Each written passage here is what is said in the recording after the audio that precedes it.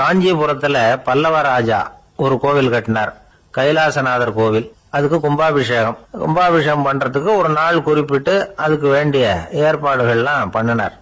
முதல் காரியமா கடவுளை வேண்டிக்கிட்டார், நீங்க இந்த கும்பாபிஷேகத்துக்கு நேர்ல வந்து கலந்துக்கணும்னார். கடவுள் அந்த ராஜா கனவுல வந்தார், நீ கும்பாபிஷேகம் வச்சிருக்கிற அதே நாள்ல அதே நேரத்துல எனக்கு இன்னொரு ஊர்ல ஒரு கும்பாபிஷேகம் இருக்குது, அதுக்கு போக வேண்டியிருக்கு. அதாவது திருநின்ற ஊர்ல என்னுடைய பக்தர் ஒருத்தர், அவரும் ஒரு கோயில் கட்டி கும்பாபிஷேகம் செய்யறார், நான் அதுக்கு போக வேண்டியிருக்கு, அதனால உன்னுடைய தேதியை நீ மாத்தி வச்சுக்கோ அப்படின்னார்.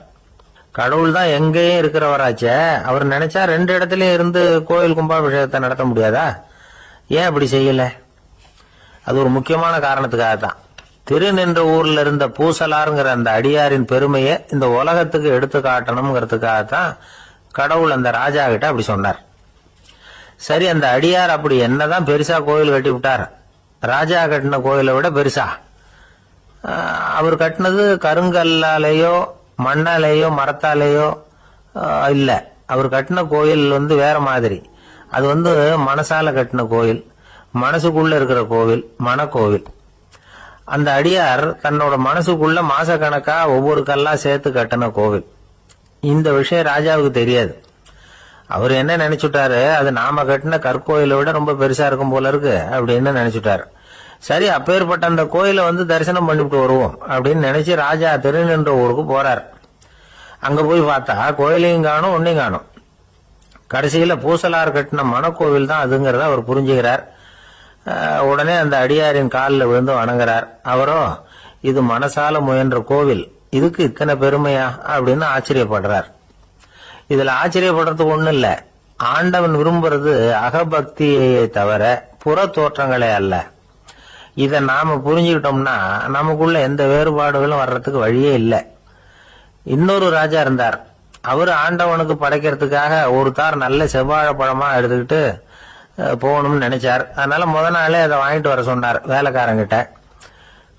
வேலைக்காரன் போனா கடத்தெருவில் ஒரு தார் பழம் வாங்கினா, வர்ற வழியில அவன் குடிசை அப்படியே எட்டி பார்த்துட்டு போவோமேன்னு நினைச்சான். போனான், அங்க இவனோட குழந்தை பாவம் பசியால கத்திக்கிட்டு இருக்கு. இவன் பார்த்தான், இவ்வளவு பெரிய தாரில் ஒரு 2 பழம் எடுத்தா தெரியவா போகுது அப்படின்னு நினைச்சு ஒரு 2 பழத்தை பிச்சு அந்த குழந்தைகிட்ட கொடுத்தான். அது அதை வாங்கி வயிறார சாப்பிட்டது, பசி அடங்குச்சு, விளையாட போயிட்டுது. இவன் அதுக்கப்புறம் வாழைப்பழத்தை எடுத்துக்கிட்டு அரண்மனைக்கு வந்தான். 2 பழம் பிச்சிருக்கிறது ராஜாவுக்கு தெரிஞ்சு போச்சு. இவன் உண்மையை சொல்லிவிட்டான். உடனே ராஜா, கடவுளுக்கு படைக்க வேண்டிய பொருளை குழந்தை எச்சில் பண்ண விட்டுருக்கியே அப்படின்னு சொல்லி அவனை கட்டி வச்சு சாட்டையால் அடிச்சார் பாவம். மறுநாள் பழத்தை கோயிலுக்கு எடுத்துட்டு போனார், கடவுள் முன்னாடி வச்சார். கடவுள் கண்ணை திறந்து பார்த்தார், பழம்லாம் அழுகி இருக்குது. என்ன இது அழுகி போன பழம் அப்படின்னார். ராஜா முழிச்சார், நல்லா தானே இருந்தது அப்படின்னு நினைச்சார். அப்போ கடவுள் அந்த ராஜா கிட்ட சொன்னாராம், இத பாருப்பா, இந்த தாரில் 2 பழம் தான் நல்ல பழம், அந்த 2 பழங்களையும் நேத்துக்கே நான் சாப்பிட்டுட்டேன் அப்படின்னாராம். அப்பதான் ராஜாவுக்கு புரிஞ்சுது, ஏழை குழந்தையின் பசியை தீர்க்கறதுக்காக உதவுன அந்த 2 பழம் தான் இறைவன் சாப்பிட்ட பழம்னு. இறைவன் இருக்கிற இடம் எது? இதுதான். இமயமலை அடிவாரத்துல ஒரு மடம். அங்க ஒரு சன்னியாசி இருந்தார். அவர்கிட்ட ஒருத்தர் வந்தார். சுவாமி, ஆசையை உதற நினைக்கிறேன், முடியல, ஊட்டிக்கிட்டே வருது அப்படின்னாராம். இப்படி உட்கார, ஒரு கதை சொல்றேன் அப்படின்னு சொல்லி அவர் சொல்ல ஆரம்பிச்சாராம். அவர் சொன்ன கதை என்னன்னா, ஒரு ஊர்ல ஒரு ஆள் இருந்தான். அவன் பேரு குப்புசாமி. அவன்கிட்ட எப்பவும் ஒரு பழைய தொப்பி இருக்கும், விடவே மாட்டான். அதனால அவனை எல்லாரும் தொப்பி சாமி அப்படின்னு தான் கூப்பிடுறது வழக்கம். ஒரு புது தொப்பி வாங்கிக்கப்படாதாப்பா அப்படின்னு நண்பர்கள்லாம் சொல்லி பார்த்தாங்க. பணத்துக்கு எங்க போவேன் அப்படின்னு விட்டானா. பணம் வச்சிருக்கான், செலவு பண்ண மனசு வரல, மகா கஞ்சன். பழைய பாட்டில்கள்லாம் வாங்கி வித்துக்கிட்டு இருந்தான். அப்படி ஒரு தடவை பழைய கண்ணாடி சாமான்களை ஏலத்தில் எடுத்தப்போ அதுல ஒரு அருமையான சென்ட் பாட்டில் கிடைச்சது. உடனே ஒரு ஐடியா பண்ணான். அந்த சென்ட்டை சின்ன சின்ன பாட்டில்கள்ல அடைச்சி ஜன்னல் ஓரமா அடுக்கி வச்சுட்டான். அதை வித்தா நிறைய பணம் கிடைக்குமே, அதனால.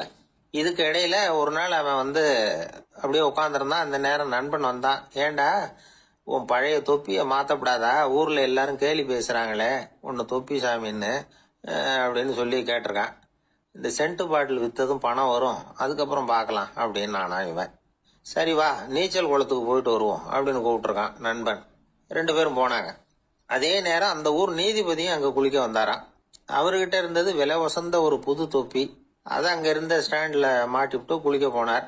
இதுக்கிடையில குப்புசாமி குளிச்சுட்டு வந்தான். அவனுடைய பழைய தொப்பியை காணல. அந்த புது தொப்பியை பார்த்தா இது நண்பனுடைய வேலை தான் அப்படிங்கறதாக புரிஞ்சுக்கிட்டு அதை எடுத்து மாட்டிட்டு வந்துட்டான். நீதிபதி குளிச்சுட்டு வந்து பாக்குறாரு, தொப்பியை காணும். போலீஸ்ல புகார் கொடுத்தார். அவங்க வந்து தேடினாங்க. ஒரு மூலையில பழைய தொப்பி கிடைச்சது. அடடா, இது நம்ம குப்புசாமியோட தொப்பி இல்லையா அப்படின்னு நானா ஒருத்தன்.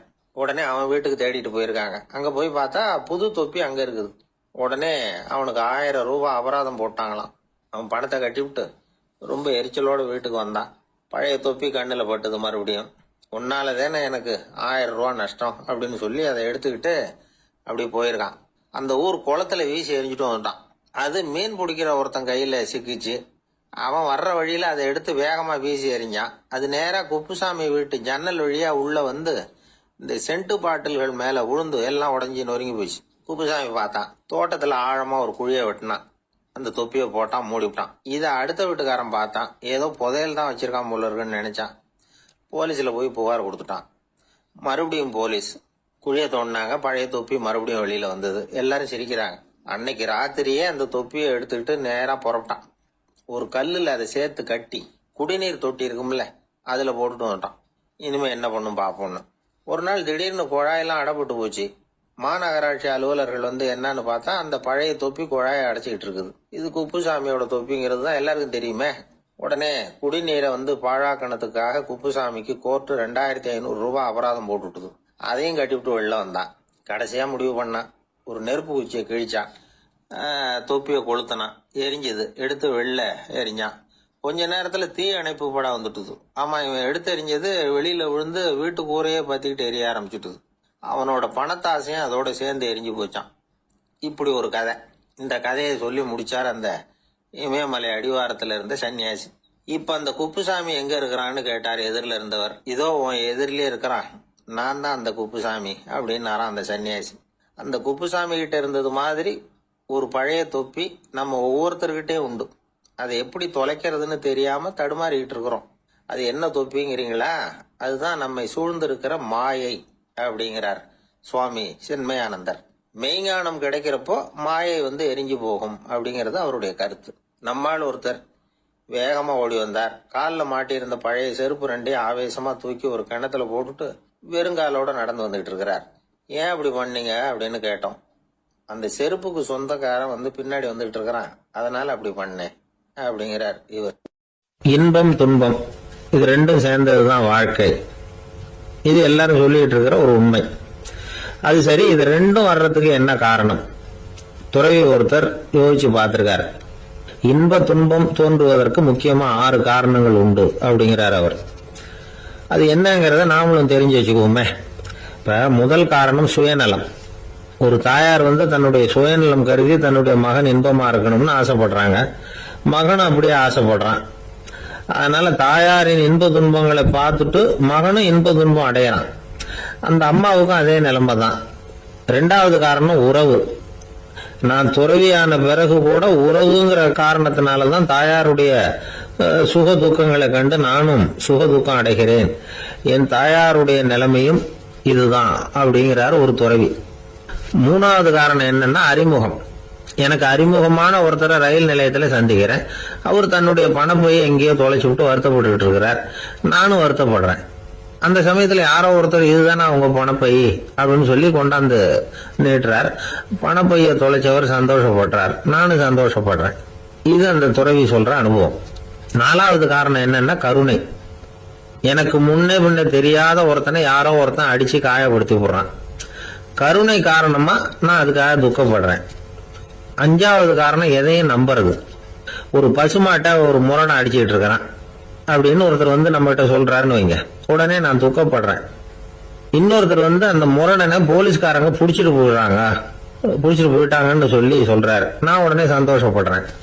3வதா ஒருத்தர் வந்து முதல் 2 பேரும் சொன்னது பொய்யுங்கிறார்.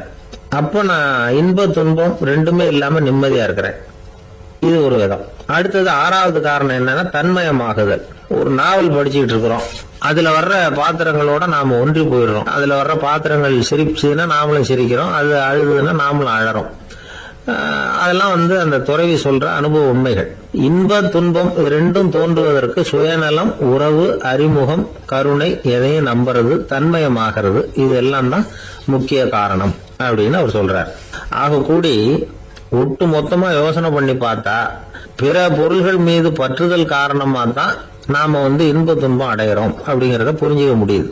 மனுஷன் இன்ப துன்பம் அடையறதுக்கு 7வது காரணம் கூட ஒண்ணு உண்டு அப்படின்னு சொல்லிட்டே வந்தார் ஒருத்தர். அது என்ன அப்படின்னு கேட்டோம். அதுதான் சார் நீங்க சொல்லிட்டு வர்ற இன்று ஒரு தகவல்னார். எப்படி சொல்றீங்கன்னு கேட்டோம். இன்று ஒரு தகவல் கேட்க ஆரம்பிக்கிறப்போ மனசுல இன்பம், ஆரம்பிச்ச உடனே இது ஏற்கனவே கேட்ட சமாச்சாரம் ஆச்சே அப்படின்னு நினைக்கிறப்போ துன்பம் அப்படின்னு அதுக்கு ஒரு விளக்கம் கொடுத்தார். ஒரு ஆள் இருந்தார். அவரு தன்னை ஒரு குருன்னு சொல்லிக்கிட்டார். மௌன குரு, வாயே திறக்கிறது இல்ல. அவருக்கு 2 சீடர்கள் உண்டு. இவங்க தான் வர்றவங்க கிட்ட பேசுவாங்க, விளக்கம் கொடுப்பாங்க. ஒரு நாள் இந்த சீடர்கள் 2 பேரும் எங்கேயோ வெளியில போயிட்டாங்க. அந்த நேரம் பார்த்து ஒருத்தர் அங்க வந்தார். குரு கிட்ட போனார். குருவே, புத்தர்னா என்னன்னு கேட்டார். குருவுக்கு ஒன்னும் புரியல. அவர் உண்மையான குருவா இருந்தாவில் புரியும். அவர் திருன்னு முழிக்க ஆரம்பிச்சுட்டார். இந்த நேரம் பார்த்து இந்த சீடர்கள் எங்கேயோ போயிட்டாங்களே, என்ன பண்றது, உதவிக்கு யாராவது கிடைக்க மாட்டாங்களா அப்படின்னு அப்படியே சுத்தி பாக்குறார். அங்கங்க பாக்குறார். வந்தவர் இதை கவனிச்சார். ஏதோ புரிஞ்சுக்கிட்ட ஒரு மாதிரி அடுத்த கேள்வி கேட்டார். தர்மம்னா என்ன சுவாமின்னார். குருவுக்கு ரொம்ப சங்கடமா போச்சு. நம்ம நிலைமை இப்படி ஆயிட்டுதே, இக்கட்ல மாட்டிக்கிட்டோமே அப்படின்னு நினைச்சபடியே விட்டத்தை பார்த்தார். அப்புறம் குனிஞ்சு தரைய பார்த்தார். அப்படியே உட்காந்துக்கிட்டார். வந்தவர் உடனே அடுத்த கேள்விக்கு போயிட்டார். தியானம்னா என்ன சுவாமின்னார். பாவம் என்ன பண்ணுவார் அந்த குரு, பேசாம கண்ணை கெட்டியா மூடிக்கிட்டார். இது ஏதடா வம்பா போச்சுன்னு. இவர் இப்படி பண்ணா கூட வந்தவர் சளைக்கல. இன்னொரு கேள்வியும் கேட்டார். ஆசீர்வாதம்னா என்ன அப்படின்னார். இவர் பார்த்தார். இப்படியே போனா இவர் கேள்வி கேட்கறத நிறுத்த மாட்டார் அப்படின்னு நினைச்சுக்கிட்டு எனக்கு ஒண்ணுமே தெரியாதுங்கிற பாவனையில 2 கையையும் விரிச்சு காட்டினார்.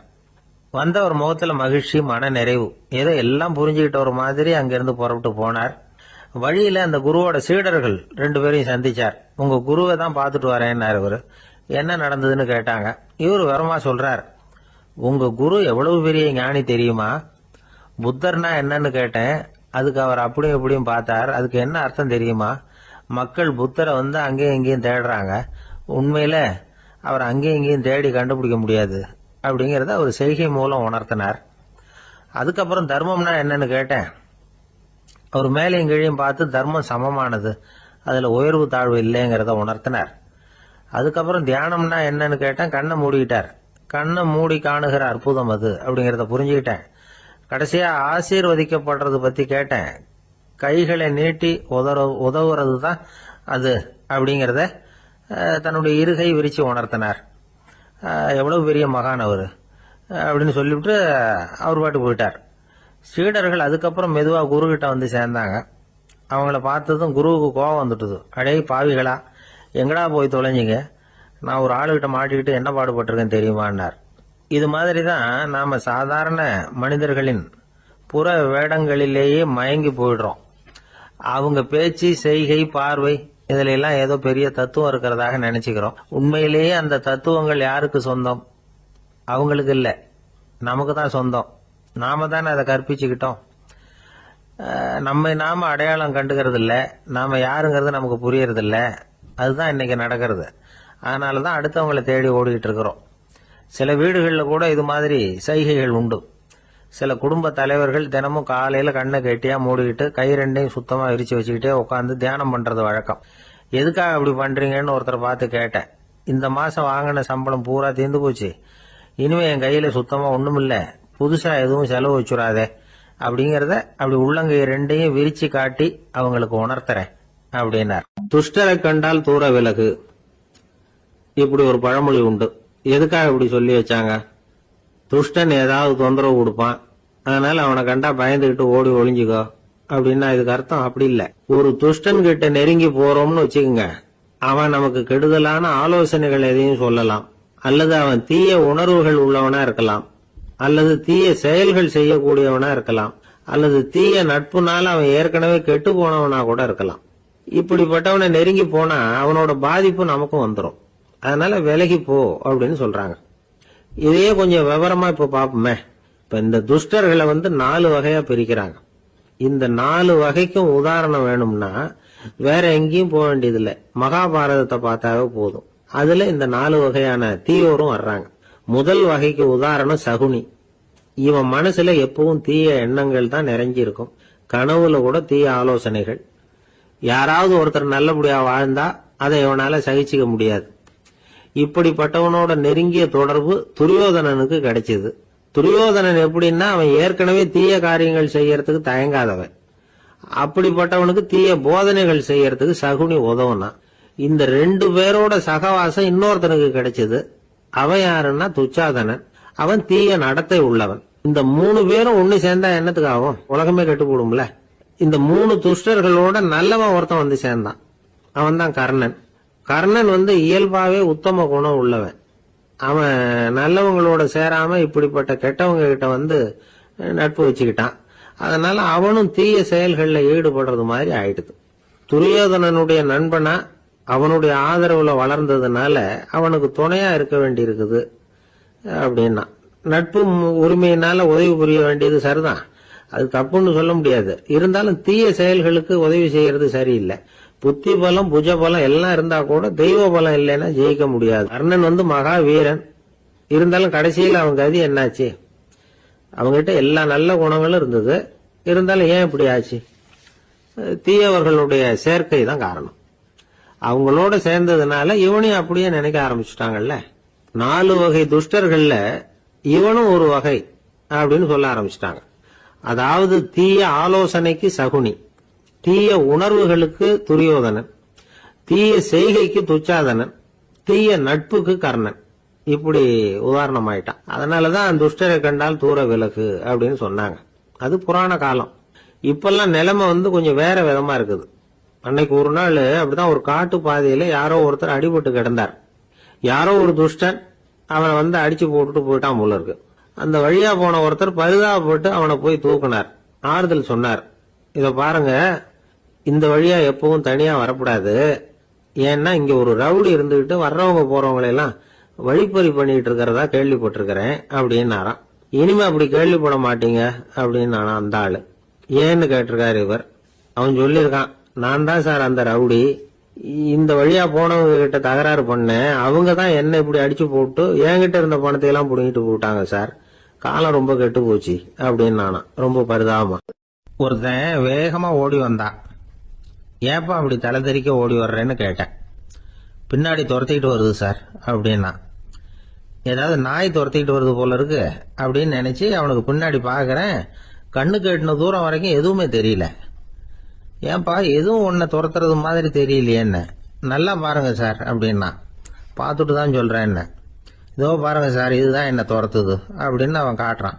அவன் சுட்டி காட்டின இடத்துல பார்த்தா அங்க அவனுடைய நிழல் தான் தெரியுது. என்னப்பா சொல்ற அப்படின்னு சொல்லி அவனை சந்தேகமா பார்த்தேன். அதுக்கப்புறம் தான் விவரமா பேசினான். சார், எனக்கு என் நிழலை கண்டா பிடிக்கிறது இல்ல. எப்ப பார்த்தாலும் இது என்னையே பின்தொடர்ந்து வந்துகிட்டு இருக்குது.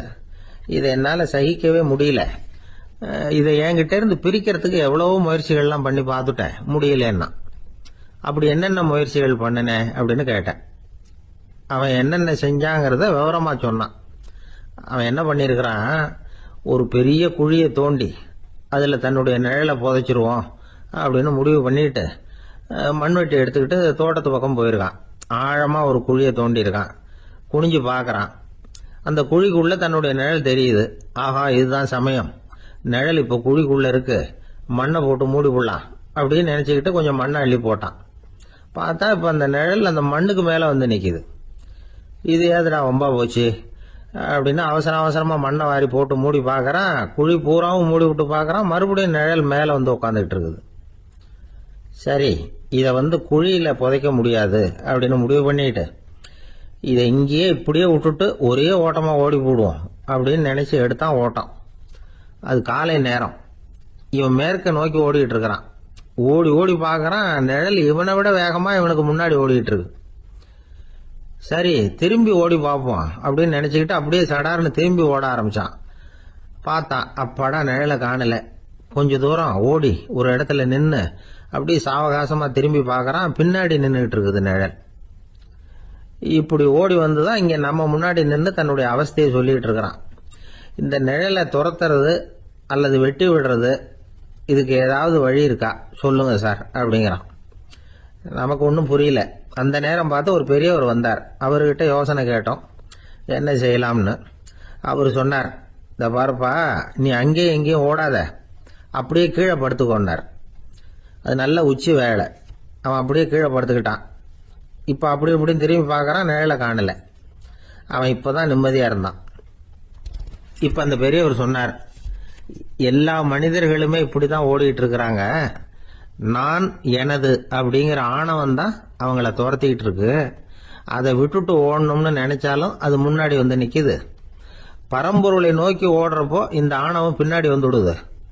பரிபூர்ண சரணாகதிங்கிற நிலையில அது முழுசுமா மறைஞ்சு விடுது. தன்னை உணர்கிற வேலை அது. அந்த நேரம் மனிதனுக்கு விடுதலை உணர்வு ஏற்படுகிற நேரம் அது. அப்படிப்பட்ட சுதந்திர மனிதர்களாக எல்லாரும் மாறி போயிட்டாங்கன்னா இந்த உலகமே இன்பமயம் அப்படின்னு ஒரு விளக்கம் கொடுத்தார் பெரியவர். நம்மால் ஒருத்தர் வேகமா ஓடி வந்துகிட்டு இருந்தான். ஏன்டா அப்படி ஓடி வர்ற அப்படின்னு கேட்டார் எதிரில் வந்தவர். ஆசை துரத்துது, அதுதான் ஓடி வர்றேன்னா. உனக்கு என்ன ஆசைன்னு கேட்டார். எனக்கு ஒன்றும் ஆசை இல்லைங்க, என்னை எப்படியாவது பிடிச்சுடணும்னு போலீஸ்காரங்களுக்கு ஆசை. அந்த ஆசை இப்ப என்னை துரத்தி பின்னாடி வந்துகிட்டு இருக்குது. அதுதான் தப்பிச்சு வந்துகிட்டு இருக்கிறேன். குறுக்க நிக்காதீங்க சார், வழியை விடுங்க அப்படின்னு சொல்லிவிட்டு வேகமா ஓடி மறைஞ்சான். ஊர்ல ஒரு மன்னன் இருந்தான், கொடுங்கோல் மன்னன். நிறைய தொந்தரவு பண்ணிட்டு இருந்தான். அவன் ஒரு தடவை என்ன பண்ணான் தெரியுமா? ஒரு தப்பும் பண்ணாத ஒரு இளைஞனை பிடிச்சி ஜெயில அடைச்சுட்டான். அந்த பையனோட சொந்தக்காரங்கள்லாம் ராஜா கிட்ட போனாங்க. அவன் ஒரு தவறும் பண்ணல, அவனை விடுதலை பண்ணுங்க அப்படின்னு கெஞ்சி கேட்டுக்கிட்டாங்க. மன்னன் வந்து யோசனை பண்ணான். அந்த இளைஞனை கூப்பிட்டுட்டு வர சொன்னான். அவனை கொண்டாந்து ராஜா முன்னாடி நிறுத்தினாங்க. இத பாருப்பா, உன்னை நான் விடுதலை பண்ணுவேன், ஆனா ஒரு கண்டிஷன். அந்த நிபந்தனையை நீ நிறைவேற்றினா உனக்கு விடுதலை அப்படின்னா மன்னன். சரின்னு ஒத்துக்கிட்டான் பையன். மன்னன் வந்து கண்டிஷன் என்னங்கறத சொன்னான். உங்ககிட்ட ஒரு செம்மறி ஆட்டை கொடுக்க போறேன். 1 மாசத்துக்கு அதுக்கு தேவையான தீனியையும் கொடுக்க போறேன். 1 மாசம் கழிச்சு அந்த ஆட்டை வந்து எடை போட்டு பார்ப்பேன். அந்த ஆட்டின் எடை கொஞ்சம் கூட கூடி இருக்க கூடாது. எடை கூடி இருந்தா உனக்கு விடுதலை கிடையாது. என்ன சொல்ற அப்படின்னா. பையனுக்கு ஒன்னும் புரியல, பயமா போட்டுது. குழம்பிக்கிட்டே நின்றுட்டு இருக்கிறான். சரி, ஒரு நாள் டைம் தரேன், நல்லா யோசனை பண்ணி பார்த்துட்டு நாளைக்கு உன் முடிவை சொல்லு அப்படின்னா மன்னன். பையன் கவலையோட வெளியில வந்தான். அங்க ஒரு பெரியவர் நின்றுட்டு இருந்தார். அவர்கிட்ட விஷயத்தை சொன்னான். அந்த பெரியவர் இந்த பையனுக்கு காதோட காதா ஒரு வழியை சொல்லி கொடுத்தார். அதை கேட்டதும் பையன் மறுபடியும் மன்னன் முன்னாடி வந்து நின்னா, உங்க நிபந்தனையை ஏத்துக்கிறேன்னு சொன்னான். மன்னன் வந்து ஒரு ஆட்டுக்குட்டியையும் அதுக்கு 1 மாசத்துக்கு தேவைப்படுற தீவனத்தையும் கொடுக்கும்படியா உத்தரவு போட்டான். கொடுத்தாங்க, ஓடிட்டு போயிட்டான். 1 மாசம் தினமும் தவறாம அந்த தீவனத்தை ஆட்டுக்குட்டிக்கு போட்டுக்கிட்டு இருக்கிறான். 1 மாசம் கழிச்சு அந்த ஆட்டை வந்து அரண்மனைக்கு ஓட்டிட்டு போனான். மன்னன் அதை எடை போட்டு பாக்குறான், எடை கூடவே இல்லை, அப்படியே தான் இருக்குது. உடனே போட்ட நிபந்தனைப்படி அந்த இளைஞனை வந்து விடுதலை பண்ணிவிட்டான். சரி, ஆட்டுக்கு எடை கூடாம இருக்கிறதுக்கு அந்த பெரியவர் சொல்லி கொடுத்த யோசனை என்ன அப்படின்னா, அது வேற ஒண்ணும் இல்ல. அந்த ஆட்டுக்கு எதிரில அது கண்ணுல படுற மாதிரி ஒரு ஓநாயை கட்டி போட சொன்னார். அவ்வளவுதான். ஆட்டுக்கு ஓநாய்ங்கிறது பிறவி பகை. ஓநாயை பார்த்தா ஆடு நடுங்க ஆரம்பிச்சிரும், அவ்வளவு பயம். தினமும் அந்த ஆடு பயந்துகிட்டே தீனி சாப்பிட்டது, எடை கூடல. அதுதான் ரகசியம். இது வந்து சின்ன பிள்ளைங்களுக்கான ஒரு கதை. இதுல இருந்து தெரிஞ்சுக்க வேண்டிய உண்மை என்னன்னா, நாமெல்லாம் சாப்பிடுறப்ப மனசும் உடம்பும் அமைதியா இருக்கணும். அப்பதான் அது உடம்புல ஒட்டும். அவசரத்திலையும் பயத்திலையும் சாப்பிட்டா அது சரியா ஜீரணம் ஆகாது. இன்னொரு ராஜா இருந்தார். அவரும் ஒரு இளைஞனை ஜெயில அடைச்சு விட்டார். விடுதலை பண்ணணும்னா ஒரு கண்டிஷன். என்னன்னு கேட்டான். ஒரு ஆட்டுக்குட்டியை உன் முன்னாடி கொண்டாந்து நிறுத்துவேன், நீ அதுகிட்ட ஒரு கேள்வி கேட்கணும், அதுக்கு சரியான பதில சொல்லணும். அப்படி செஞ்சுட்டா உனக்கு விடுதலைன்னார். இளைஞன் யோசனை பண்ணி பார்த்தான். சரின்னு ஒத்துக்கிட்டான். அது பிரகாரமே ஆட்டுக்குட்டிய பதில் சொல்ல வச்சுட்டான். என்ன நடந்தது தெரியுமா? ஆட்டுக்குட்டியை கொண்டாந்து நிறுத்தினாங்க. இவன் மெதுவா அதுகிட்ட போனான். அது காது கிட்ட போய் ஏப்ரலுக்கு அடுத்த மாசம் என்ன மாசம்னு கேட்டான். அது உடனே மேன்னு கத்திச்சு. இவன் விடுதலை ஆயிட்டான். எனக்கு இது மட்டும்தான் சார் தெரியும், இதை தவிர வேற எதுவும் தெரியாது அப்படின்னு சொல்லிக்கிட்டே காலம் தள்ளுறவங்க ரொம்ப பேர். அவங்க எல்லாம் கஷ்டப்பட வேண்டியிருக்கும். ஒருத்தர் தன்னுடைய தொழில ரொம்ப கெட்டிக்காரரா இருக்கலாம். அதுக்காக எப்பவும் அதே ஞாபகத்துல இருந்துகிட்டு உலகியல் அறிவு இல்லாம இருந்துடக்கூடாது, அது ஆபத்து. இதுக்காக நம்ம தாத்தா பாட்டி எல்லாம் ஒரு கதை சொல்லுவாங்களே, கேள்விப்பட்டிருக்கீங்களா? ஒரு சமயம் ஒரு 4 பேர் சேர்ந்து வெளியூருக்கு பிரயாணம் போனாங்களாம். அந்த 4 பேர் எப்படி தெரியுமா? ஒருத்தர் வேதாந்தி, இன்னொருத்தர் சங்கீத வித்வான், 3வது ஆள் வைத்தியர், 4வது ஆள் ஜோசியர். இவங்க 4 பேரும் நண்பர்கள். அதனால சேர்ந்து புறப்பட்டாங்க. வழியில ஒரு ஊர்ல தங்கினாங்க. இருட்டி போச்சு. அதனால இன்னைக்கு ராத்திரி இங்கேயே தங்கி இருந்துட்டு நாளைக்கு புறப்படலாம் அப்படின்னு தீர்மானம் பண்ணாங்க. சாப்பாட்டுக்கு என்ன பண்றது? அங்கேயே கடத்தெருவுக்கு போய் சாமான்லாம் வாங்கியாந்து சமைச்சு சாப்பிடலாம்னு முடிவு பண்ணாங்க. 4 பேர் இருக்கிறதுனால ஆளுக்கு ஒரு காரியமா செய்யலாம் அப்படின்னு வேலையை பிரிச்சுக்கிட்டாங்க. வைத்தியர் கரிகாய் வாங்க போனார், வேதாந்தி எண்ணெய் வாங்க போனார், ஜோசியர் பலசரக்கு வாங்க போனார், சங்கீத வித்வானுக்கு சமைக்கிற வேலை. எல்லாம் சரி. ஆனா நடந்தது என்ன தெரியுமா? கடைத்தருவுக்கு காய்கறி வாங்க போனார்ல வைத்தியர், அங்க போய் மார்க்கெட்ல பார்த்தார். ஒவ்வொரு கரிகாயா எடுத்து பார்த்தார். இது பித்தம், உடம்புக்கு ஒத்துக்காது, இது வாயு, உடம்புக்கு ஒத்துக்காது அப்படின்னு ஒவ்வொன்னா தள்ளினார். கடைசியில ஒண்ணுமே தேரல. வெறுங்கையோட திரும்பி வந்துகிட்டு இருக்கிறார். எண்ணெய் வாங்க போனார வேதாந்தி, அவர் ஒரு தொன்னையில எண்ணெயை வாங்கினார். பேசாம அதை எடுத்துட்டு வர வேண்டியது தானே, முடியல. அவருடைய வேதாந்த மூளை சிந்திக்க ஆரம்பிச்சுட்டுது. இந்த தொன்னைக்கு எண்ணெய் ஆதாரமா அல்லது எண்ணெய்க்கு தொன்னை ஆதாரமா அப்படிங்கிற ஆராய்ச்சியில இறங்கினார். என்னாச்சு தெரியுமா? அப்படி கவுத்து பார்த்தார். வாங்கின எண்ணெய் பூராவே வழியில கொட்டி விட்டு வெறும் தொன்னையோட சேர்ந்தார். பலசரக்கு வாங்க போனார ஜோசியர், அவர் ஒரு வழியில பார்த்தாரு. வழியில வந்தவங்களெல்லாம் அங்கங்க ஒரு மரத்தடியில உட்கார வச்சு அவங்களுக்கெல்லாம் ஆர்வம் சொல்ல ஆரம்பிச்சுட்டார். அப்படி ஒவ்வொருத்தரா சொல்லி முடிச்சுட்டு கடத்தருக்கு போய் சேர்ந்தாரு. இவர் அங்க போய் சேர்றதுக்குள்ள ரொம்ப நேரம் ஆயிட்டுது. கடையெல்லாம் பூட்டிவிட்டு போயிட்டாங்க. என்ன செய்யறது? அவரும் வெறுங்கையோட திரும்பி சேர்ந்தார். சரி, இவங்க கதை தான் இப்படி ஆச்சு. அங்க சமைக்கிறதுக்காக உட்கார்ந்து சங்கீத வித்வான், அவரு கதை என்னாச்சு தெரியுமா? அங்க அவர் அடுப்பை பத்த வச்சு ஒலைய கொதிக்க வச்சார். அதாவது ஒரு பானையில தண்ணியை ஊத்தி அடுப்புல வச்சார். அது கொதிக்க ஆரம்பிச்சது. தண்ணி கொதிக்கிற சத்தம் இருக்குதுல்ல, அது இவருக்கு தாளம் போடுறது மாதிரி இருந்தது. ஒரே குஷி, பாட ஆரம்பிச்சுட்டார். பாடிக்கிட்டே உற்சாகமா கையில் இருந்த கரண்டியால அந்த பானையில தட்டினார், தாளம் போடுறதா நினைச்சுக்கிட்டு. அவ்வளவுதான், பானை பட்டுன்னு உடஞ்சு போச்சு. தலையில கையை வச்சுக்கிட்டு அவரும் உட்காந்துட்டார். எந்த தொழில் தெரிஞ்சாலும் சரி, அதை புத்திசாலித்தனமா பயன்படுத்த தெரியலன்னா ஆபத்து தான். அதுக்காக தான் இந்த கதை. ஒரு பஸ் டிரைவர் ரொம்ப கெட்டிக்காரரு. பஸ் ரொம்ப திறமையா ஆபத்து இல்லாம ஓட்டுனதுக்காக பரிசுலாம் வாங்கினவர். அவரே ஒரு படகு ஓட்டுறதுக்காக அழைச்சிட்டு போயிருக்கிறாங்க, மோட்டார் படகு. அதையும் ரொம்ப திறமையா தான் ஓட்டிட்டு போயிருக்கிறாரு. நடுக்கடல்ல போனதும் படகு நின்று போச்சு. மோட்டார்ல ஏதோ கோளாறு. என்ன செய்யலாம் அப்படின்னு அந்த டிரைவரை கேட்டிருக்கிறாங்க படகுல இருந்தவங்க எல்லாம். அப்போ அவர் சொன்னாராம், கவலைப்படாதீங்க, ஒன்றும் பிரச்சனை இல்லை, எல்லாரும் கொஞ்சம் கீழே இறங்கி பின்னாடி தள்ளுங்க, மோட்டார் ஸ்டார்ட் ஆயிடும் அப்படின்னா. வயிறு பசிக்குதேங்கிறது சிலரோட கவலை, வயிறு பசிக்க மாட்டேங்குதே அப்படிங்கிறது சில பேரோட கவலை. 2 விதமான கவலைக்கும் வயிறு தான் காரணமா இருக்குது. வயிறு பசிச்சதுன்னா அது இயற்கை, வயிறு பசிக்கலைன்னா அது வியாதி. ஆனா பசியையும் நாம பசிப்பிணி அப்படின்னு தான் சொல்லுவோம். என்ன காரணம்? வியாதியை போக்க வேண்டியது எவ்வளவு முக்கியமோ அதை விட முக்கியம் பசியை போக்க வேண்டியது. ஒரு சமுதாயத்துல பசிப்பிணியே இருக்கக்கூடாது, அதுதான் நல்ல சமுதாயம். பசியை போக்கணும்னா சாப்பாடு போடணும், பசியின்மையை போகணும்னா வைத்தியம் தான் பண்ணணும். இது சம்பந்தமா எவ்வளவோ ஆராய்ச்சிகள் நடக்குது, நிறைய மருந்து கண்டுபிடிச்சிருக்கிறாங்க. நம்ம உடம்புல பசியை தூண்டக்கூடிய பகுதி எது, இதை முதல்ல தெரிஞ்சுக்கணும் இல்லையா? நாம சாப்பிடுற ஆகாரம் செரிக்கிறதுக்கு எது காரணம் தெரியுமா? நம்ம மூளையோட பின்பகுதி தான் அதுக்கு காரணமா இருக்குதாம்.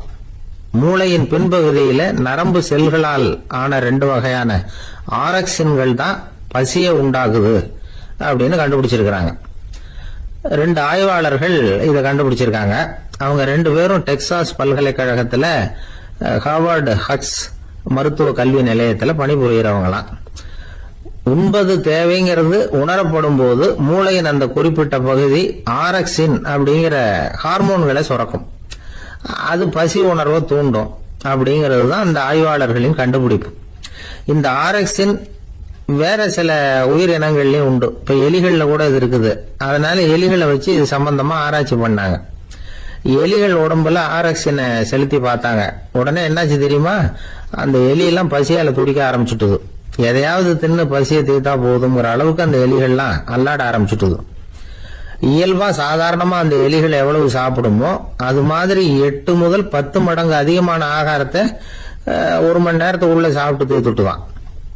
சில எலிகளின் மூளையில இந்த ஆரக்சின் அளவை கட்டுப்படுத்தி பார்த்திருக்கிறாங்க. உடனே என்னாச்சு தெரியுமா, அதெல்லாம் சாப்பாட்டை கண்டா முகத்தை திருப்பிட்டு போக ஆரம்பிச்சுட்டுதான். அந்த எலிகளுக்கு பசி எடுக்கலையா. இந்த ஆராய்ச்சியின் அடிப்படையில பசியை எடுக்காமல் இருக்கிற மனிதர்களுக்கும் பசியை தூண்ட முடியும் அப்படின்னு சொல்லி ஆராய்ச்சியாளர்கள் தெரிவிச்சிருக்கிறாங்க. ஆக ஆரக்சின் தான் பசிக்கு காரணம்ங்கிறது தெரிஞ்சு போச்சு. சரி, இந்த ஆரக்சின் அப்படின்னா என்ன? அது ஒரு கிரேக்க சொல். அதுக்கு பசின்னு அர்த்தம். நம்ம ஆளுங்களுக்கெல்லாம் பசியை தூண்டுறதுக்கு மருந்து தேவையில்லை, பசியை குறைக்கிறதுக்கு தான் மருந்து தேவை. ஒரு அம்மா டாக்டரை தேடி வந்தாங்களாம். டாக்டர், எங்க வீட்டுக்காரருக்கு திடீர்னு அகோர பசி, நிறைய சமைச்சு போடுறேன், அவ்வளவையும் சாப்பிட்டுட்டு கீழே கிடக்கிற குப்பை கூலங்களையும் எடுத்து சாப்பிட ஆரம்பிச்சுடுறார், என்னன்னு கவனிச்சு பாருங்க அப்படின்னாங்களாம். எவ்வளவு நாளா அப்படி இருக்குதுன்னு கேட்டிருக்காரு டாக்டர். 1 வாரமா அப்படி இருக்குதுன்னாங்களாம். இவ்வளவு நாளா ஏன் சும்மா இருந்தீங்க, ஆரம்பத்திலேயே இங்க அழைச்சிட்டு வர வேண்டியது தானே அப்படின்னாராம் டாக்டர். அது ஒண்ணுமில்ல டாக்டர், வீடு பூரா சுத்தமாகட்டுமேன்னு பாத்துக்கிட்டு இருந்தேன் அப்படின்னாங்களாம் அந்த அம்மா. ஒரு பெரிய அரசன் இந்த உலகம் பூராவையும் ஆண்டுகிட்டு இருந்தான். ரொம்ப காலம் அப்படி அரசாட்சி பண்ணிக்கிட்டு இருந்தான். திடீர்னு அவனுக்கும் சில எதிரிகள் முளைச்சாங்க. அவங்க எல்லாம் ஒண்ணு சேர்ந்து இவனை தோற்கடிச்சுட்டாங்க. தோத்து போனது இவனுக்கு பயம் வந்துட்டுது, எங்க எதிரிகள் நம்ம கொன்னுடுவாங்களோ அப்படின்னு.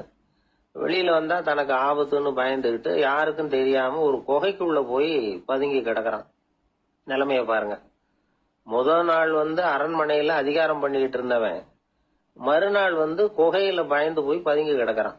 ராத்திரி நேரம் வந்தது, பசி வயத்தை கிள்ளுது, பிச்சை எடுத்து சாப்பிட வேண்டிய நிலைமை. பிச்சை எடுக்கிறதுக்கு பாத்திரம் வேணுமே, என்ன பண்றது அப்படின்னு அங்கேயும் இங்கேயும் பாக்குறான். ஒரு மூலையில யாரோ விட்டுட்டு போன ஒரு ஓடு கிடக்குது, அதை எடுத்துக்கிட்டு புறப்பட்டான். இருட்டுல வழி புரியல, ஏதோ ஒரு யூகத்துல காலை மெதுவா எடுத்து வச்சு நடந்து போயிட்டு இருக்கிறான். வழியில ஒரு கருப்பு நாய் படுத்து கிடந்தது. இருட்டுல அவன் இது கண்ணுக்கு சரியா தெரியல, அவனுக்கு தவறி போய் காலை வச்சுட்டான் அது மேல. நாய் சும்மா இருக்குமா, வள்ளுன்னு உழுந்து கடிச்சு விட்டுது. காலை பாக்குறான், காலத்தையும் நினைச்சு பாக்குறான். அரண்மனையில வீரக்கழல் அணிந்த காலை உடைய மன்னா அப்படின்னு புகழ்வாங்களே புலவர்கள்லாம், ஆனா அது இன்னைக்கு நாய் கடிச்ச காலம் ஆயிட்டுதே அப்படின்னு நினைக்கிறான். அது மட்டும் இல்ல, முன்னாடி எல்லாம் பொற்கிண்ணங்கள்ல தான் அவன் சாப்பிடுவான். ஆனா இப்போ உடைஞ்சு போன ஓட்டு, அது ஓட்டை கையில வச்சுக்கிட்டு நிக்கிறான். அதுல ஏதாவது யாராவது சாப்பாடு போடுவாங்களான்னு. முன்னாடி எல்லாம் நிறைய பேர் அரண்மனைக்கு வருவாங்க, அரசருக்கு காணிக்கைன்னு சொல்லி இவன் காலடியில கொண்டாந்து கொட்டுவாங்க. அப்போலாம் இவன் அந்த ஜனங்களுடைய முகத்தை திரும்பி கூட பாக்குறது இல்ல, ரொம்ப கர்வமா உட்காந்துருப்பான். அதே ஆளு இன்னைக்கு எல்லார் கண்ணிலையும் படுறது மாதிரி பிச்சை எடுத்துக்கிட்டு இருக்கிறான். அப்போலாம் காணிக்கைகளை தன்னுடைய கையால வாங்குறது தனக்கு கௌரவ குறைச்சல்னு நினைச்சு தன்னுடைய வேலைக்காரங்களை விட்டுதான் அதை வாங்க சொல்லுவான். இப்ப பாத்தீங்கன்னா அவனே தன் கையாலேயே பிச்சை வாங்குறான். நினைச்சு பாருங்க, அந்த மனுஷன் நாள் அரசன், மறுநாள் பிச்சைக்காரன், எவ்வளவு வித்தியாசம். செல்வம் தான் இப்படி ஒரு வித்தியாசம் ஏற்படுறதுக்கு காரணம். அப்படிப்பட்ட செல்வம் வாழ்க்கையை நடத்துறதுக்கு நமக்கு தேவைதான். ஆனா அதையே நாம அடைய வேண்டிய பயனா நினைக்கிறோம் பாருங்க, அதுதான் வேடிக்கை. இத நம்மாழ்வார் அழகா ஒரு பாசுரத்துல சொல்றார். ஒரு நாயகமாய் ஓட உலகுடன் ஆண்டவர், கருணாய் கவர்ந்த காலர், சிதைகிய பானையர், பெருநாடு காண இம்மையிலே பிச்சைதாம் கொள்வர், திருநாரணன் தாழ் காலம் பெற சிந்தித்து உய்மினோ அப்படிங்கிறார் நம்மாழ்வார். ஒரு பெரிய பணக்காரர் ஒரு துறவிகிட்ட போய், சாமி என்கிட்ட நிறைய பணம் இருக்கு, இருந்தாலும் நிம்மதி இல்ல, என்னால நிம்மதியா இருக்க முடியல, என்ன காரணம்னு கேட்டாராம். உடனே அந்த துறவி இதுக்கு நேரடியா பதில் சொல்லாம பக்கத்துல நின்றுகிட்டு இருந்த ஒரு குழந்தைய கூப்பிட்டார். அது ஓடியாந்தது. ஒரு ஆப்பிள் பழத்தை எடுத்து அது கையில கொடுத்தார். அதை வாங்கிட்டு குழந்தை சிரிச்சுது. இன்னொரு பழத்தை எடுத்து கொடுத்தார், அதை இன்னொரு கையில வாங்கிட்டு சிரிச்சுது. 3வது ஆப்பிள் எடுத்து கொடுத்தார். 2 பழத்தையும் நெஞ்சில் அணைச்சிக்கிட்டு 3வது பழத்தையும் வாங்கறதுக்கு முயற்சி பண்ணிச்சு. ஆனா அது உடனே நழுவி கீழே விழுந்து உருண்டு ஓடிச்சு. ஏற்கனவே இருந்ததும் விழுந்துட்டுது. இப்ப அந்த குழந்தை அழ ஆரம்பிச்சுட்டுது. இப்ப அந்த துறவி பணக்காரர்கிட்ட சொன்னாராம், குழந்தைய கவனிச்சியா, 2 ஆப்பிள் போதும்னு அது நினைச்சிருந்தா இப்போ அது அழ வேண்டிய அவசியம் வந்திருக்குமா அப்படின்னாராம். எதுவுமே அளவுக்கு மிஞ்சினா துன்பம் தான். இந்த காலத்துல இதெல்லாம் யாரு காதுல வாங்குறாங்க? ஒருத்தனை நல்ல வழிக்கு கொண்டு வரணும்னு நினைச்சு அவனை கூப்பிட்டு உட்கார வச்சு இந்த கதையை சொல்லிட்டு இருந்தாங்க. சொல்லிவிட்டு அந்த குழந்தை செஞ்சது தப்பு தானே அப்படின்னு கேட்டிருக்கிறாங்க. ஆமாம், தப்பு தான். நானா இருந்தா அப்படி செஞ்சிருக்க மாட்டேன் நானா இவன். 2 பழமே போதும்னு சொல்லிருப்பியா அப்படின்னு கேட்டிருக்காங்க. அப்படி இல்லைங்க, அவர் கொடுக்க ஒவ்வொரு பழமா வாங்கி பின்னாடி வச்சுட்டு மறுபடியும் கையை நீட்டுவேன் அப்படிங்கிறானா. இவெல்லாம் எந்த காலத்துல திருந்துறது? ஒரு சீன தேசத்து அரசர் இருந்தார். அவருக்கு வயசாயிட்டுது. அவருக்கு அடுத்தபடியா அவருடைய புள்ள பட்டத்துக்கு வரணும், ஆட்சி பொறுப்பை ஏத்துக்கணும். ஒரு நல்ல தலைவனுக்கு இருக்க வேண்டிய பண்புகள்லாம் தன்னுடைய மகனுக்கு இருக்கணும்னு விரும்பினார் அந்த அரசர். அதனால இளவரசனை பக்கத்துல இருந்த ஒரு குரு கிட்ட அனுப்புனார். இளவரசன் அவர்கிட்ட போய் சேர்ந்தான். அந்த குரு என்ன பண்ணாரு தெரியுமா? இவனை பார்த்து சொன்னார், இத பாருப்பா, நீ என்ன பண்ற, இப்பவே பக்கத்துல இருக்கிற காட்டுக்கு போ, நடு காட்டுல போய் ஒரு இடத்துல உட்காந்துக்கோ. அங்க என்னென்ன சத்தம்லாம் உன் காதுல விழுதுன்னு கவனிச்சு கேளு. உன் காதுல விழுந்த ஓசைகள் என்னென்னங்கிறத என்கிட்ட வந்து சொல்லு, அதுதான் எனக்கு தெரியணும், உனக்கு வேலையும் அதுதான் அப்படின்னு சொல்லி அனுப்பி வச்சுட்டார். இளவரசன் காட்டுக்கு போனான். குரு சொன்னபடியே ஒரு இடத்துல உட்காந்து கவனிச்சு கேட்டான். அதுக்கப்புறம் குரு கிட்ட திரும்பி வந்தான். என்னென்ன சத்தம்லாம் கேட்ட அப்படின்னு கேட்டார் குரு. குருவே, காட்டுல நான் பறவைகள் சத்தம்லாம் கேட்டேன், மிருகங்களின் ஓசையையும் கேட்டேன், இதை தவிர இடி மின்னல் மழை இதுகளோட சத்தத்தையும் கேட்டேன் அப்படின்னா. குரு யோசனை பண்ணார், நீ இன்னமும் சரியா கேட்கல, அதனால மறுபடியும் காட்டுக்கு போ, கொஞ்ச நாள் தங்கி இருந்து கேட்டுட்டு வா அப்படின்னார். இளவரசனுக்கு ஒன்னும் புரியல. இருந்தாலும் குருவின் கட்டளையாச்சே, மறுக்க முடியுமா? உடனே அவன் மறுபடியும் காட்டுக்கு போனான். ஒரு இடத்துல உட்கார்ந்தான். கொஞ்ச நேரம் உன்னிப்பா கவனிச்சு கேட்டான்.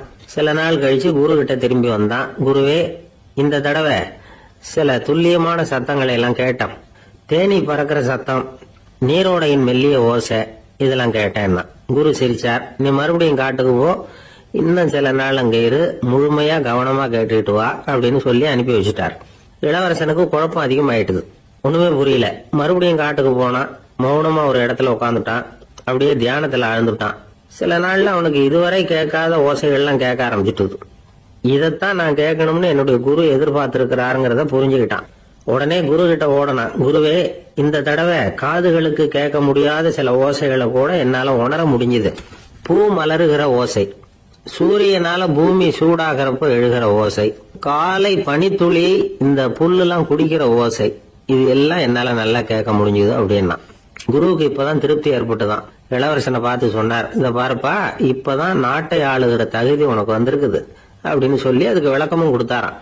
எந்த அரசன் தன்னுடைய மக்களின் எதையும் பேசுகிற மௌன மொழிய, மௌன வார்த்தைகளை கேட்கிறானோ அவன் தான் ஆள தகுதி உள்ளவன். எந்த அரசன் தன்னுடைய மக்களின் உணர்ச்சிகளை உண்மையா உணர்றானோ அவன் தான் முதன்மையான அரசன். போலி வார்த்தைகளை மட்டும் கேட்டுட்டு பல மௌன ராகங்களை காதுல வாங்கிக்காதவன் அரசனே இல்லை. எந்த நாட்டுல எப்போ ஒரு அரசன் தன்னுடைய மக்களின் உணர்ச்சிகளை கேட்க மறுக்கிறானோ அன்னையிலிருந்து அந்த நாடு அழிய தொடங்குது அப்படின்னு அர்த்தம். இதுதான் அந்த குரு இளவரசனுக்கு போதிச்சது. வாயால பேசுறத மட்டும் கேட்டு ஏமாறக்கூடாது, உணர்ச்சிகளையும் கேட்கறதுலதான் மனப்பக்குவம் உண்டாகும். மக்கள் உணர்ச்சிகளை புரிந்து கொள்ளாத அரசர்கள் நீடிச்சிருக்க முடியாது. அது மாதிரி நாடுகள்ல அடிக்கடி குழப்பம் தான் உண்டாகும். அப்படி இருந்தா அடிக்கடி ஆட்சி மாறிக்கிட்டு இருக்கும். அப்படிப்பட்ட ஒரு தேசம், அங்க ஒரு சிறைச்சாலையில 3 கைதிகள் பேசிக்கிட்டு இருந்தாங்க. ஒருத்தன் சொன்னான், நான் இந்த நாட்டு ராஜாவை எதிர்த்து பேசிக்கிட்டு இருந்தேன், அதனால என்ன புடிச்சு கொண்டாந்து இங்க போட்டுட்டாங்க அப்படின்னா ஒருத்தன். இன்னொருத்தன் சொன்னான், நான் இந்த நாட்டு ராஜாவை ஆதரிச்சு பேசிக்கிட்டு இருந்தேன், அதனால என்ன புடிச்சு கொண்டாந்து இங்க தள்ளிவிட்டாங்க அப்படின்னா. அது சரி, நீ என்ன தப்பு பண்ண அப்படின்னு சொல்லி 3வது ஆளை பார்த்து இவங்க கேட்டாங்க. அதுக்கு அந்த ஆளு சொல்றான், நான் தான் இந்த நாட்டு ராஜா அப்படின்னா. துருக்மேனியாவில் அஷ்காபாத் அப்படின்னு ஒரு நகரத்தில் ஒரு புவியியல் விஞ்ஞானி இருந்தார். அவரு ஒரு நாய்க்குட்டி வளர்த்தார்.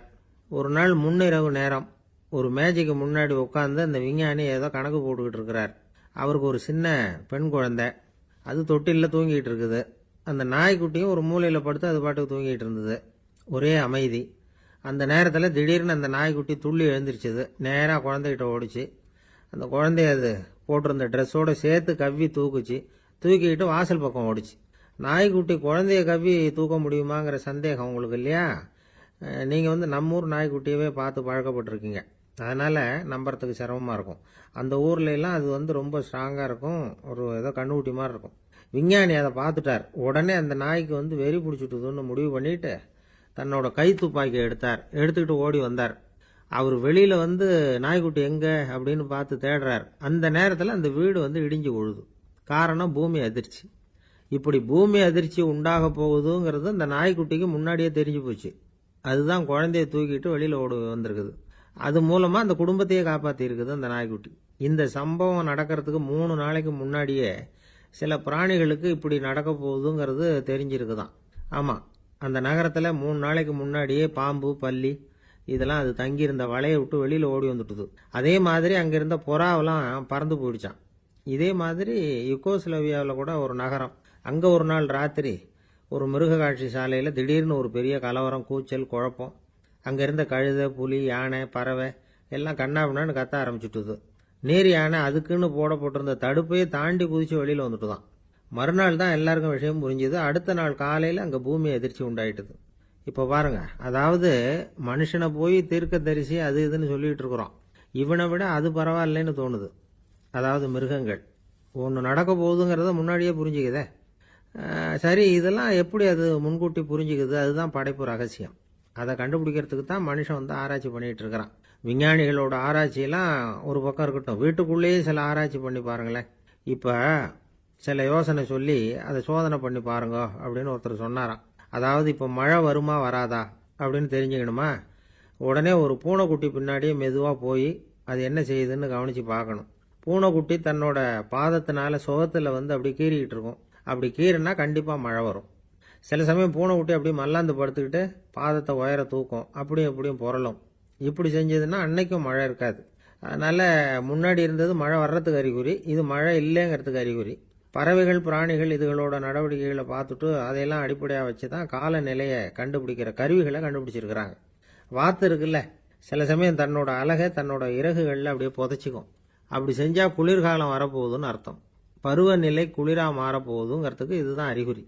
சிட்டுக்குருவி இருக்குதுல்ல, அதெல்லாம் புழுதியில் உழுந்து புரளும், சிறகுகளை வந்து படபடன்னு அடிச்சுக்கும். அப்படி செஞ்சா மழை வரப்போகுதுன்னு அர்த்தம். ஒன்று மட்டும் நாம் நல்லா தெரிஞ்சுக்கணும், இயற்கையின் சீற்றம்னு சொல்றோம் இல்லையா, இயற்கை ஏன் நம்ம மேல கோவப்படுது? இயற்கையை நாம அனுசரிச்சு போறதில்ல, அதனால கோவப்படுது. காடுகளை அழிக்கப்படாது, விலங்குகளை கொல்லப்படாது, இயற்கை ஏற்படுத்தி வச்சிருக்கிற சமநிலையை கெடுக்கப்படாது. அதை புரிஞ்சுக்கிட்டு வாழ்ந்தோம்னா பூமியும் நடுங்காது, நாமளும் நடுங்க வேண்டிய அவசியம் இருக்காது. ஒருத்தர் இருந்தார், சாராய கடைக்கு போனாராம், நிறைய சாப்பிட்டார். அப்புறம் சொன்னார், இது ரொம்ப அற்புதமான சரக்கு போல இருக்கு, உள்ள போன உடனே இந்த பூமியே நடுங்கிறது மாதிரி இருக்கு எனக்கு அப்படின்னாராம். இதுக்கு கடைக்காரர் சொல்லியிருக்கார், நீங்க சாப்பிட்டது வெறும் பச்சை தண்ணி தாங்க, இப்ப ஏற்பட்டிருக்கிறது நிஜம் பூமி அதிர்ச்சி அப்படின்னு. காசியில் இருக்கிற கடவுள் காசி விஸ்வநாதர், அங்க இருக்கிற தேவி காசி விசாலாட்சி. இவங்க 2 பேரும் ஒரு நாள் பேசிக்கிட்டு இருந்தப்போ கடவுள் சொன்னார், இந்த மனிதர்களை நாம ரொம்பவும் நம்பிக்கையோட தான் படைச்சிருக்கிறோம், இருந்தாலும் அவங்களுக்கு தான் நம்பிக்கை இல்லை, எதுலேயும் ஒரு உண்மையான நம்பிக்கை இல்லாமல் வாழ்ந்துகிட்டு இருக்கிறாங்க அப்படின்னார். என்ன அப்படி சொல்றீங்க? அதோ பாருங்க, எவ்வளவு பேர் காசியை தேடிட்டு வந்து கங்கையில் குளிச்சுக்கிட்டு இருக்கிறாங்க, அவங்கெல்லாம் நம்பிக்கை இல்லைன்னா இவ்வளவு தூரம் தேடிட்டு வந்து இங்கே குளிப்பாங்களா அப்படின்னு நாங்கள் தேவி. சரி, அதை சோதிச்சு பார்க்கலாம் அப்படின்னு 2 பேரும் முடிவு பண்ணிக்கிட்டாங்க. உடனே ஒரு திட்டம் போட்டாங்க. அது எப்படின்னா, நாம் 2 பேருமே பக்தர்கள் மாதிரி உருவத்தை மாற்றிக்கிட்டு கங்கை கரைக்கு போக வேண்டியது. நான் வந்து கங்கையில் இறங்கி குளிக்கிறேன், கொஞ்ச நேரத்தில் சுழலில் மாட்டிக்கிட்டது மாதிரி நடிக்கிறேன். நீ உடனே கரையிலிருந்து சத்தம் போடும், என்னோட வீட்டுக்காரரை யாராவது காப்பாற்றுங்களேன் காப்பாற்றுங்களேன்னு சத்தம் போடும். அதோட இன்னொன்று சொல்லு, யாராவது ஒரு புண்ணிய ஆத்மா அவர்கிட்ட போய் அவருடைய முடியை பிடிச்சி இழுக்கணும். அப்படி ஒரு சாபம் இருக்குது எங்களுக்கு. புண்ணிய ஆத்மா, அதாவது எந்த பாவமும் செய்யாத இல்லாத ஒருத்தர் தான் அவரை காப்பாற்ற முடியும். அப்படிப்பட்டவங்க யாராவது வெள்ளத்தில் குதிச்சு என்னுடைய கணவரை காப்பாத்துங்க அப்படின்னு நீ சத்தம் போடு, கூச்சல் போடு, என்ன நடக்குதுன்னு பார்க்கலாம் அப்படின்னாரு கடவுள். சரின்னு சொல்லி 2 பேருமா சாதாரண பக்தர்கள் மாதிரி கங்கை கரைக்கு வந்து சேர்ந்தாங்க. அவர் இறங்கி குளிச்சார். திட்டம் போட்டது மாதிரியே சுழலில் மாட்டிக்கிட்டது மாதிரி கத்துனார்.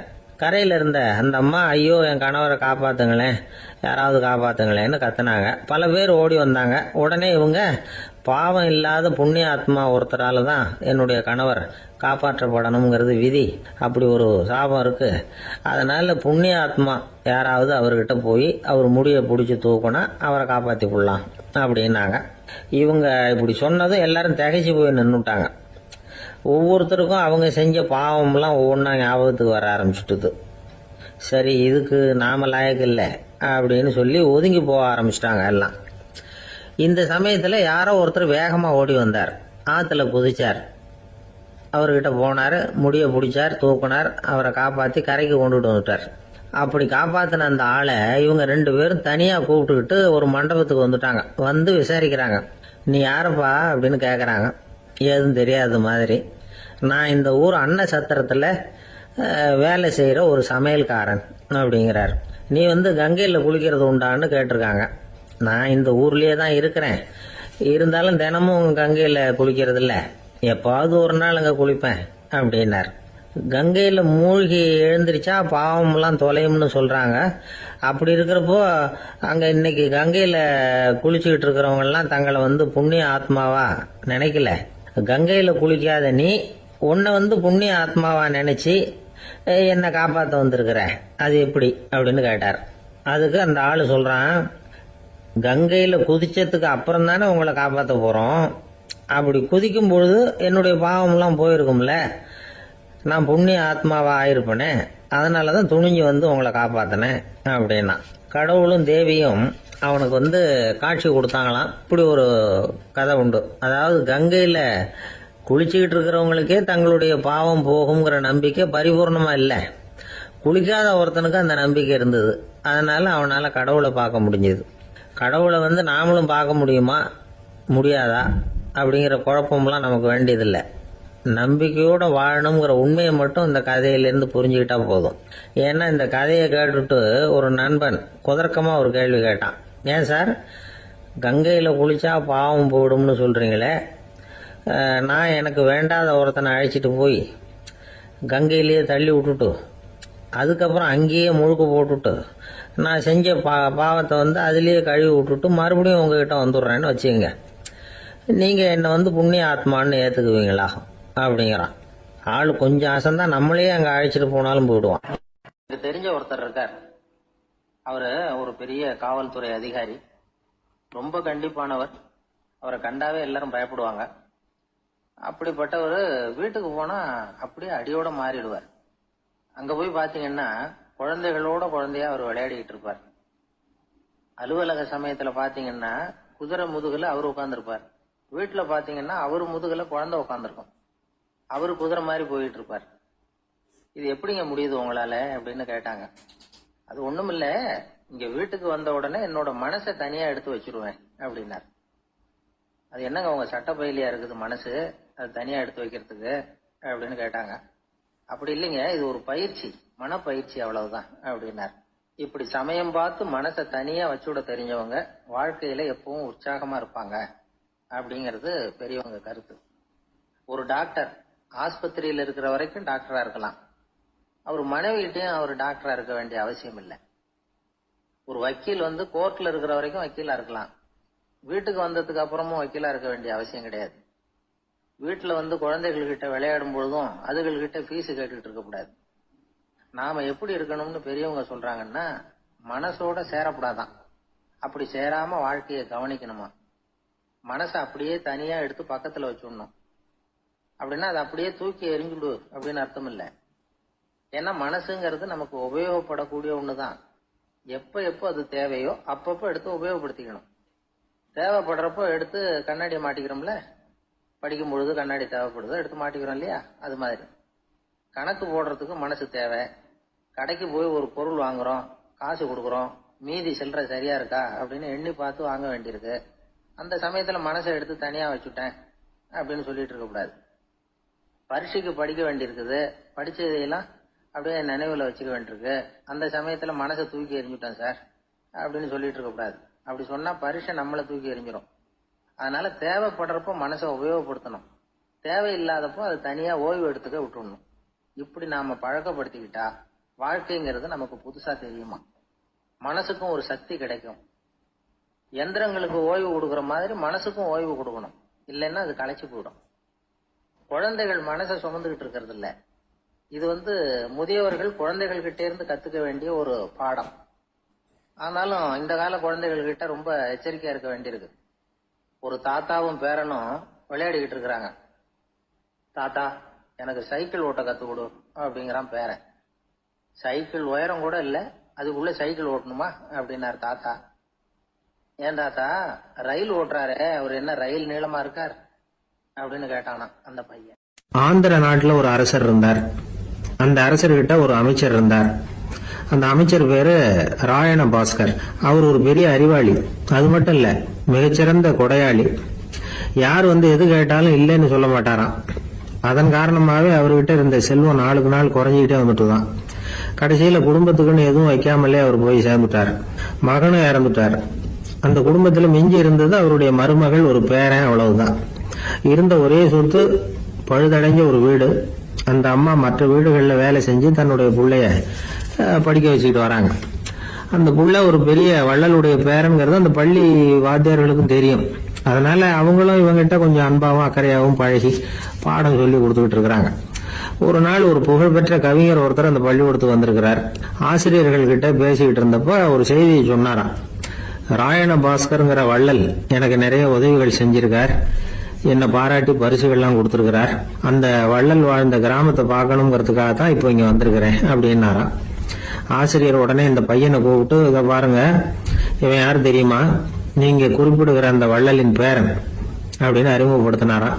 கவிஞரின் கண்கள்ல ஆனந்த கண்ணீர். அந்த பரவச நிலையிலேயே அந்த வள்ளலை பற்றி கவி பாட ஆரம்பிச்சுட்டாராம். இந்த சின்ன பையன் அதை கேட்டிருக்கிறான். உடனே என்ன பண்ணான் தெரியுமோ, தன் கையில் அணிஞ்சிருந்த ஒரு பொன் வளையல கழட்டி அந்த கவிஞருக்கு பரிசா கொடுத்துட்டானாம். எல்லாருக்கும் ஆச்சரியம். தாத்தா இருக்கும் நிலையில கொடுத்தார், பேரன் இல்லாத நிலையிலையும் கொடுக்கறான். பையனை எல்லாரும் பாராட்டினாங்களாம். இருந்தாலும் அவனுக்குள்ள ஒரு பயம் எதுவும் ஆரம்பமாச்சு. பள்ளிக்கூடம் விட்டு வீட்டுக்கு வரும்போது அந்த பயம் இன்னும் அதிகமாயிட்டுது. அம்மா என்ன சொல்லுவாங்களோ தெரியலையே, ஏதோ திடீர்னு தோணிச்சு வளையல கட்டி கொடுக்கணும்னு கொடுத்துட்டோம். குடும்பம் இருக்கிற நிலையில இப்படி நான் செஞ்சது தப்பா, வீட்டு செலவுக்கே அம்மா எவ்வளவு கஷ்டப்படுறாங்க, வீட்டுக்கு போனதும் என்ன நடக்குமோ தெரியலையே அப்படின்னு நினைச்சு பயந்துகிட்டே அவன் வீட்டுக்குள்ள அடி எடுத்து வைக்கிறான். அம்மா கூப்பிட்டு சாப்பாடு போட்டாங்க. அவங்க கண்ணுல படக்கூடாதுங்கிறதுக்காக ஒரு கையை பின்னாடி மறைச்சுக்கிட்டே இருந்தான். அம்மா இதை கவனிச்சுட்டாங்க. உன் கைய ஏன் அப்படி வச்சிருக்கிற, உன் கைக்கு என்னாச்சு, ஏதாவது அடிபட்டு போச்சா அப்படின்னு கேட்டுக்கிட்டே கையை எடுத்து பாக்குறாங்க. வளையல காணல. வளையல் எங்க அப்படின்னு கேக்குறாங்க. இவன் தயங்கிக்கிட்டே நடந்ததை சொல்றான். அதை கேட்டதும் அந்த அம்மாவோட முகம் கோபத்தால சவுந்து போச்சான். முட்டாளே, என்ன காரியம் பண்ண அப்படின்னு கன்னத்துல அரைஞ்சிட்டாங்களாம். அம்மா, என்ன அடிக்காத, ஏதோ தெரியாம தப்பு பண்ணிட்டேன் அப்படின்னு இருக்கான். மகனே, வளையல கொடுத்ததுக்காக நான் உன்னை அடிக்கல, அப்படிங்க பின்ன எதுக்கு அடிச்சேன்னு கேட்டிருக்கான். உன் பாட்டனார் ஒரு பெரிய வள்ளல், அவரு எதையும் பாதி வேலையா செய்யறது இல்ல, அவருடைய பேரை நீ அரைகுறை வேலை செஞ்சுட்டு வந்திருக்கிற அப்படின்னாங்களாம். என்னம்மா சொல்றேன்னு இருக்கான். நீ ஒரே ஒரு வளையல மட்டும்தானே கட்டி கொடுத்துருக்குற, கொடுக்கறதா இருந்தா ரெண்டையும் சேர்த்துல கொடுத்துருக்கணும், அதுதானே உங்க தாத்தாவுக்கு பெருமை அப்படின்னாங்களாம். அம்மா, தெரியாம செஞ்சுட்டேன், உங்ககிட்டயும் அரை வாங்கிட்டேன் அப்படி இப்படின்னு அவன் சொல்லியிருக்கிறான்.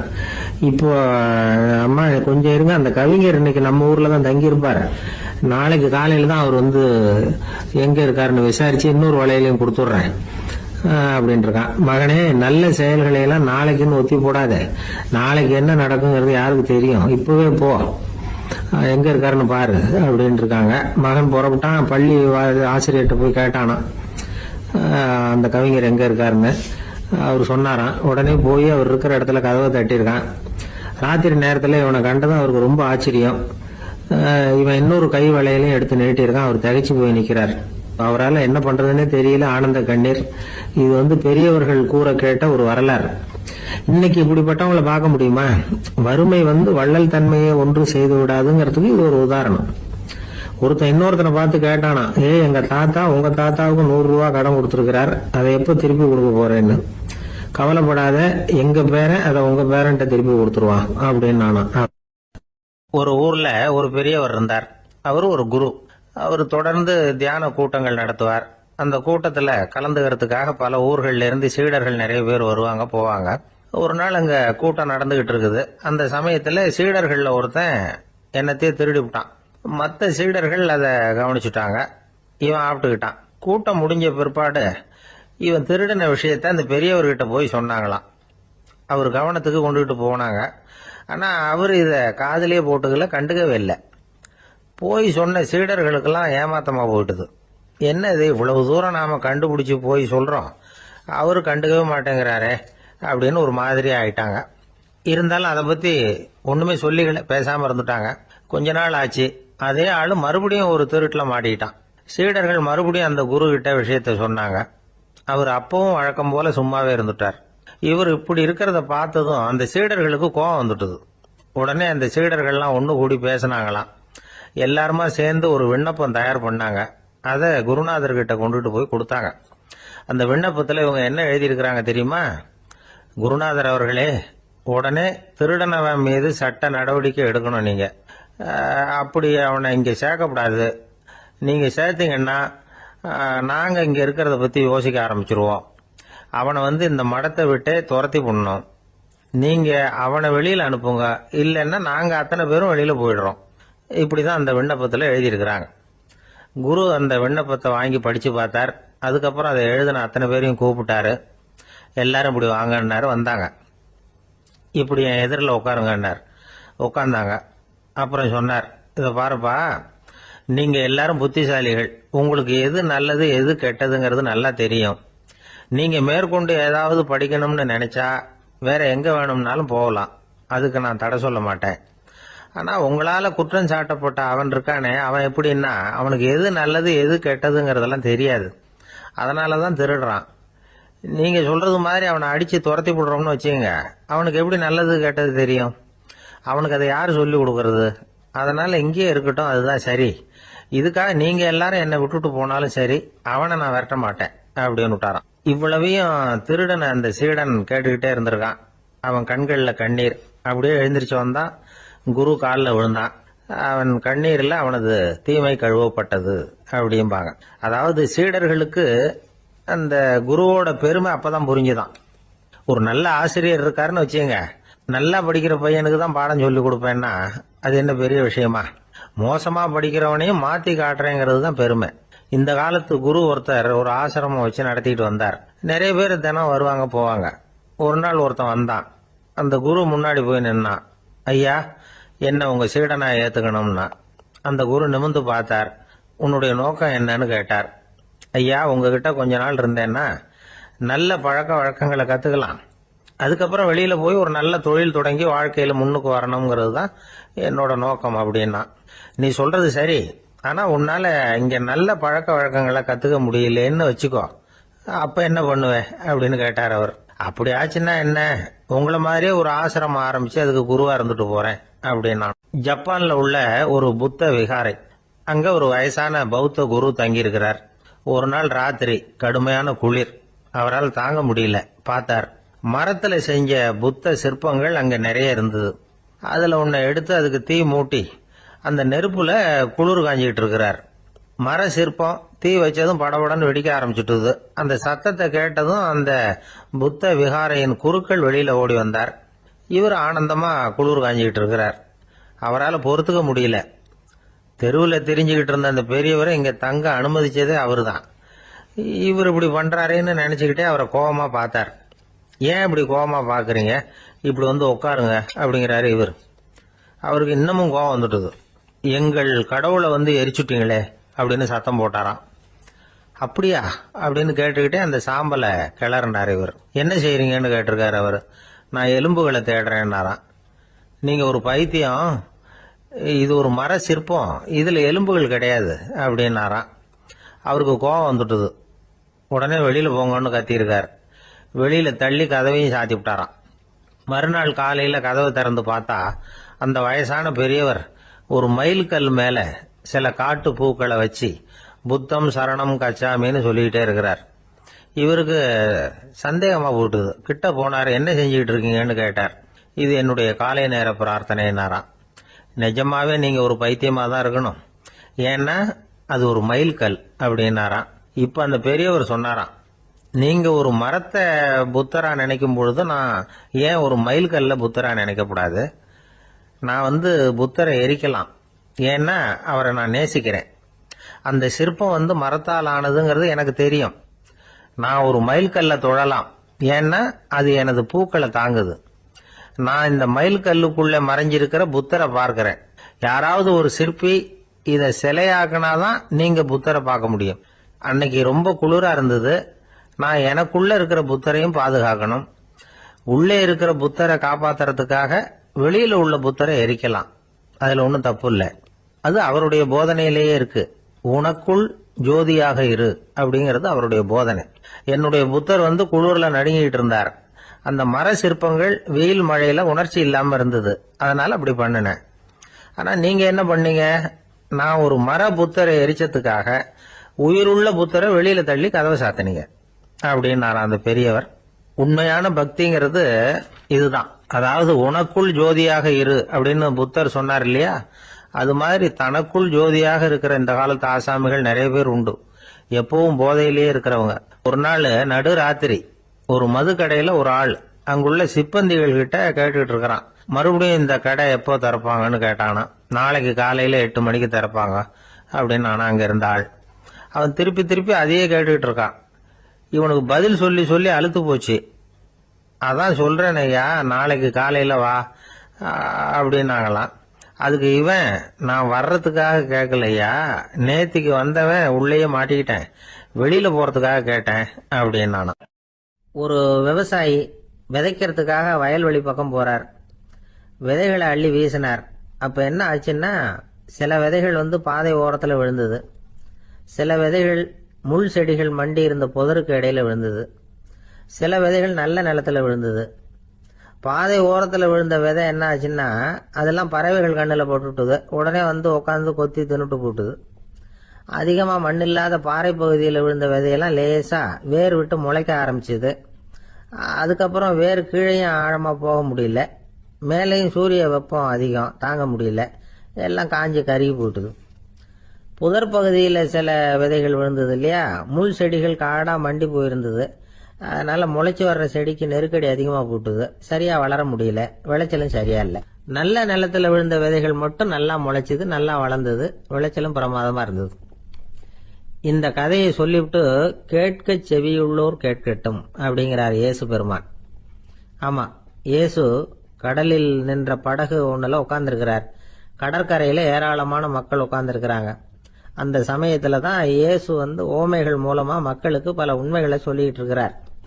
மக்கள் அந்த கதையை கேட்டுட்டு ஒன்னும் புரியாம முழிக்கிறாங்க. அத கவனித்த இயேசு அந்த ஓமையை விளக்க ஆரம்பிச்சார். இதுல அந்த விதைக்கிறவர் தான் இறைவன். அவருடைய வார்த்தைகளை விதைக்கிறார். அந்த வார்த்தைகளை கேட்கிற மக்கள் அந்த விழுந்த விதைகள் மாதிரி 4 வகையானவர்கள். சில பேர் பாதை ஓரத்தில் விழுந்த விதைகள் மாதிரி. இறைவன் வார்த்தைகளை அவங்க கேட்கறாங்க, ஆனா தீய எண்ணங்கள் செய்கைகள் மூலமா விதைக்கப்பட்ட வார்த்தைகள் அழிஞ்சு போடுது. இறைவன் வார்த்தைகளை கேட்ட உடனே மகிழ்ந்து போய் உடனே சில பேர் அதை ஏத்துக்கிறாங்க. இவங்கெல்லாம் அந்த பாறை பகுதியில் விழுந்த விதைகள் மாதிரி. அதனால இவங்கெல்லாம் வேறு இல்லாதவங்க. கொஞ்ச காலத்துக்கு இறை வார்த்தைகளுக்கு கீழ்ப்படிந்து நடப்பாங்க. அதனால ஏதாவது இடைஞ்சல் ஏற்பட்டா உடனே தடுமாறுவாங்க. தங்கள்கிட்ட இருக்கிற நல்ல பண்புகளை விட்டுட்டு பாவ வழிகளுக்கு போயிடுவாங்க. முள் செடிகளுக்கு இடையில விழுந்த விதைகள் மாதிரி உள்ளவங்க யாருன்னா, இவங்களுக்கு உலக கவலை உண்டு, செல்வத்தின் மீது மயக்கம் உடையவர்கள். உலக ஆசைகள் இவங்களுக்குள்ள பூந்துடுறதுனால அங்க இருக்கிற நல்ல பண்புகள் மறைஞ்சு போயிடுது. அதனால அவங்களும் உபயோகம் இல்லாதவங்களா ஆயிடுறாங்க. நல்ல மனிதர்கள் நல்ல நிலத்துல விழுந்த விதைகளுக்கு ஒப்பானவர்கள். இவங்க இறை வார்த்தையை கேட்கறாங்க, அதை ஏத்துக்கிறாங்க, அவங்களும் நல்லபடியா வாழறாங்க, அடுத்தவங்களுக்கும் உபயோகமா இருப்பாங்க. இதுதான் இயேசு சொன்ன விளக்கம். நல்ல வார்த்தைகளை கேளுங்கள், நல்ல வார்த்தைகளை ஏற்றுக்கொள்ளுங்கள், அடுத்தவங்களுக்கு உபயோகமா இருங்க. இதுதான் பெரியவங்கள்லாம் நமக்கு சொல்லுகிற உபதேசம். ஒரு அப்பா தன்னுடைய மகனுக்கு உபதேசம் பண்ணார். இத பாருப்பா, நல்ல வார்த்தைகளை கேட்கணும், எப்போதுமே மகன் அப்பா பேச்ச கேட்கறது நல்லது அப்படின்னாராம். நீ ஏதாவது ஒரு தப்பு பண்ணா என் தலையில ஒரு முடி நரைச்சி வெள்ளையா போடும்பா, நீ செய்யற ஒவ்வொரு தப்புக்கும் என் தலையில ஒவ்வொரு முடி வெள்ளையாயிடும் அப்படின்னாராம்.